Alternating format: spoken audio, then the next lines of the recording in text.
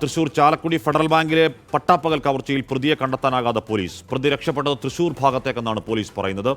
തൃശൂർ, പാലക്കാട്, മലപ്പുറം ഉൾപ്പെടെ വടക്കൻ ജില്ലകൾ കേന്ദ്രീകരിച്ചാണ് അന്വേഷണം. പ്രതി സംസ്ഥാനം വിടാനുള്ള സാധ്യതയും പോലീസ് പരിശോധിക്കുന്നുണ്ട്. സൂരജ് സജിയാണ് ആ വാർത്തയുടെ വിവരങ്ങളുമായി ചേരുന്നത്. സൂരജ്, ഈ CCTV ദൃശ്യങ്ങളുണ്ട്, അതിലൊക്കെ ഈ പ്രതി ആരാണ് എന്നത് വളരെ കൃത്യമായി മനസ്സിലാക്കാൻ കഴിയുന്നതുമാണ്. എന്നിട്ടും എന്തുകൊണ്ടാണ് ഈ പ്രതി എവിടെയാണ് എന്നതിൻ്റെ നേരിയ സൂചന പോലും നമ്മുടെ പോലീസിന് ഇല്ലാത്തത് സൂരജ്?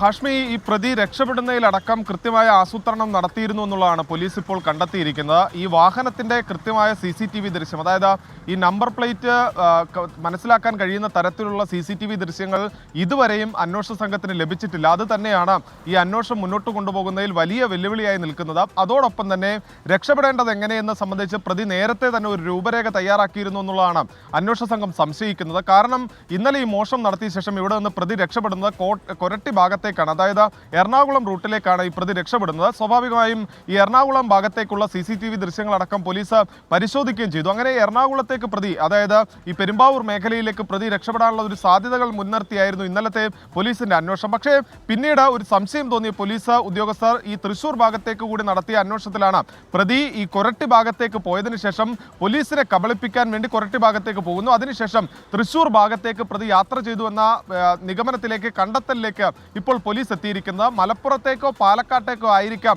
പ്രതി യാത്ര ചെയ്തതെന്നുള്ളതാണ് പോലീസിന്റെ നിഗമനം. അങ്ങനെയെങ്കിൽ സംസ്ഥാനം വിടുന്നതിനുള്ള ഒരു സാധ്യതയുമുണ്ട്. അതുകൊണ്ട് തന്നെ ഇന്നലെ രാത്രി എല്ലാമായി ഈ തമിഴ്നാട് അതിർത്തിയിലേക്ക് കടന്ന വാഹനങ്ങളുടെ ദൃശ്യങ്ങളടക്കം പോലീസ് പരിശോധിക്കുന്നുണ്ട് എന്നുള്ളതാണ് പറയുന്നത്.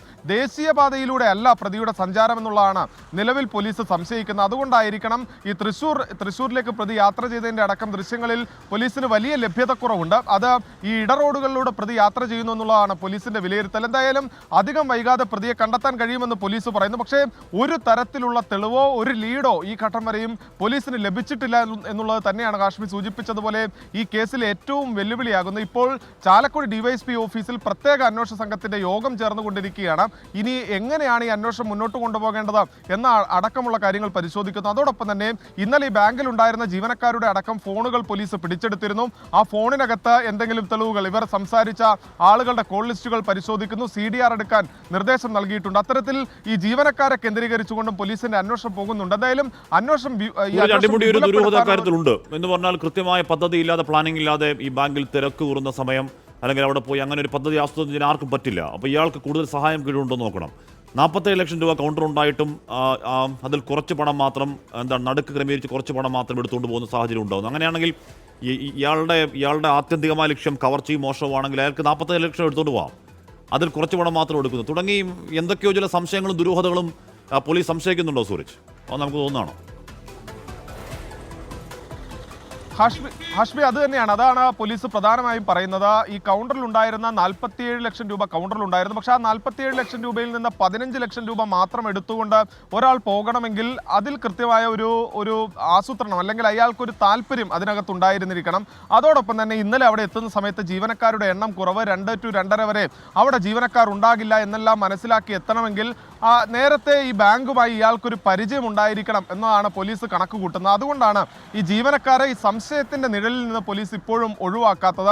ഇന്നലെ തന്നെ ഈ സംഭവം നടന്നതിന് പിന്നാലെ ഇവരുടെ ഫോണെല്ലാം തന്നെ പോലീസ് പിടിച്ചെടുത്തിരുന്നു. പക്ഷേ അതീവ രഹസ്യമായാണ് ഈ ഫോൺ പിടിച്ചെടുത്ത കാര്യമെല്ലാം പോലീസ് കൈകാര്യം ചെയ്തിരുന്നത്. പക്ഷേ ഇന്ന് ഇവരുടെ CDR വിവരങ്ങളടക്കം ശേഖരിച്ചുകൊണ്ടാണ് ഈ അന്വേഷണം മുന്നോട്ട് കൊണ്ടുപോകാൻ ശ്രമിക്കുന്നത്. ഈ ഉദ്യോഗസ്ഥരുടെ ഈ ശരീരഭാഷയിലടക്കം പോലീസ് ചില സംശയങ്ങൾ പ്രകടിപ്പിക്കുന്നുണ്ട്. അതായത് ഇന്നലെ ഈ ശുചിമുറിയിലേക്കൊക്കെ പൂട്ടിയിടുന്ന സമയത്ത് ഒരു ചെറിയ കത്തി കാണിച്ച് ഭയപ്പെടുമ്പോൾ എങ്ങനെ ഇവർ ഭയപ്പെട്ടു എന്നുള്ളതാണ് പോലീസ് ചോദിക്കുന്നത്. അതായത് ഇന്നലെ 6 പുരുഷ ജീവനക്കാർ ഇവിടെ ഉണ്ട് ഈ ബാങ്കിൽ എന്നുള്ളതാണ് പറയുന്നത്. ആരെങ്കിലും ഒരാൾ ഒരു കസേര എടുത്തെറിഞ്ഞിരുന്നെങ്കിൽ പോലും ഈ മോഷ്ടാവ് അതിൽ നിന്ന് പിന്മാറിയേനെ എന്ന് പോലീസ് തന്നെ നമ്മളോട് പറഞ്ഞതാണ്.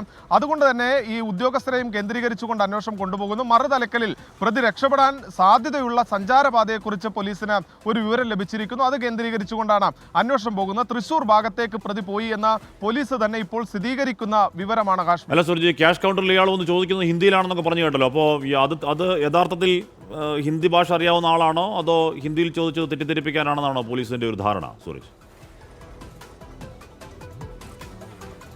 ഹാഷ്മി, ഹിന്ദിയിൽ ചോദിച്ചത് തെറ്റിദ്ധരിപ്പിക്കാനാണ് എന്നുള്ളത് തന്നെയാണ് പോലീസിന്റെ കണക്കുകൂട്ടൽ. ഒരു ഇതര സംസ്ഥാനക്കാരനായിരുന്നുവെങ്കിൽ ഈ ഭീഷണിപ്പെടുത്തുന്ന സമയത്തടക്കം ഈ ഹിന്ദിയിൽ സംസാരിക്കുമായിരുന്നു. ഈ പണം ചോദിക്കുന്ന സമയത്ത് മാത്രമാണ് ഈ ഹിന്ദി ഭാഷ സംസാരിച്ചത്. അതുകൊണ്ടാണ് ഒരു ഇതര സംസ്ഥാനക്കാരൻ ആകില്ല പ്രതി എന്ന നിഗമനത്തിലേക്ക് പോലീസ് എത്തുന്നത്. പക്ഷേ അപ്പോഴും ഒരു ഇതര സംസ്ഥാനക്കാരനായ ആൾ മോഷ്ടാവാകാം എന്നതും തള്ളിക്കളയുന്നില്ല. പക്ഷേ എന്നാൽ പോലും കൃത്യമായി മലയാളം സംസാരിക്കുന്ന ഒരാളായിരിക്കാം ഈ മോഷണം നടത്തിയതെന്നുള്ളതാണ് പോലീസ് നൽകുന്ന പ്രഥമ പരിഗണന. കാരണം അവിടെ ഒരു തെറ്റിദ്ധാരണയ്ക്ക് വേണ്ടിയാണ് ഈ പണം എവിടെയെന്ന് ചോദിക്കുന്ന സമയത്ത് ഹിന്ദിയിൽ സംസാരിച്ചത് എന്നുള്ളതാണ് പോലീസിന്റെ കണ്ടെത്തൽ. പക്ഷേ കൃത്യമായി ഈ ബാങ്കിനെ കുറിച്ച് ധാരണയുള്ള ആളാണ് ഇവിടെ എത്തിയതെന്ന് പോലീസ് ഉറപ്പിച്ചു പറയുന്നു. അതാണ് ഈ ജീവനക്കാരുടെ അടക്കം ഫോൺ പിടിച്ചെടുക്കുന്നതിലേക്കും ഈ CDR പരിശോധിക്കുന്നതിലേക്കും ഒക്കെ നയിച്ചത്.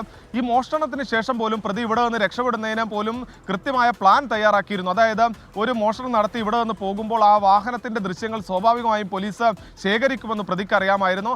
അങ്ങനെ പോലീസിനെ കബളിപ്പിക്കുന്നതിന് വേണ്ടിയാണ് ഈ സ്കൂട്ടറിൽ പ്രതി കൊരട്ടി ഭാഗത്തേക്ക് പോയതെന്നുള്ളതാണ് പറയുന്നത്. അതുകൊണ്ട് തന്നെ ഈ കൊരട്ടി ഭാഗത്തേക്കുള്ള CCTV ദൃശ്യങ്ങളാണ് ആദ്യഘട്ടത്തിൽ പോലീസ് എടുക്കുന്നത്.